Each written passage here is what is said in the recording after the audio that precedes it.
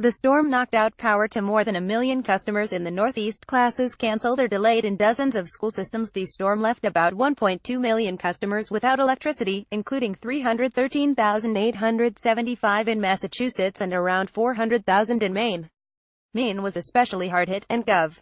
Paul Lepage issued a state of emergency to give power companies more flexibility to make repairs. Central Maine Power said it probably wouldn't be able to restore power on Monday because of widespread damage and the danger of downed power lines. Another round of high winds was expected in the afternoon. Our first priority is public safety, and crews are busy grounding and de-energizing downed lines so they don't pose a danger to first responders or the public, said Gail Rice, the utility spokeswoman. Conditions across the region will slowly improve on Monday as the low-pressure system drifts into Canada, CNN meteorologist Dave Hennon said. Colder air will push in behind the system for much of the east, he said. Frost was being reported as far south as the Florida Panhandle, and snow may fall on the higher elevations of the Appalachians. For many, the storm was an unpleasant reminder of Superstorm Sandy, which pummeled New York and New Jersey 5 years ago.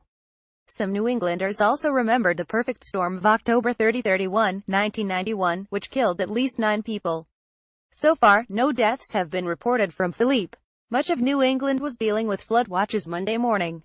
New York's Central Park reported more than 3 inches of rain, and parts of Connecticut reported more than 5 inches of rain. More than 60 million people in a dozen states from Maine to the Carolinas were under high wind warnings or wind advisories.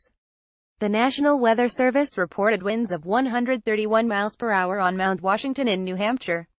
In Massachusetts, Mashpee reported 82 miles per hour and Nantucket 70 miles per hour, the Weather Service said. Transportation was slowed across the Northeast. The Massachusetts Bay Transportation Authority warned commuters to expect delays across the system because of flooding and high winds that knocked trees down across tracks. Service was suspended and then resumed on several lines of the Long Island Railroad and Amtrak between Boston and New Haven, Connecticut, the transit agencies said on their Twitter accounts. Dozens of flights were delayed at LaGuardia Airport in New York and Logan Airport in Boston, the website FlightAware reported. In Massachusetts, dozens of schools canceled or delayed the start of classes for the day, CNN affiliate WBZ reported. Philippe formed near western Cuba a few days ago, the National Hurricane Center said. It raced up the Atlantic Ocean off the east coast and by Sunday afternoon had dissipated and merged with a cold front, the center said.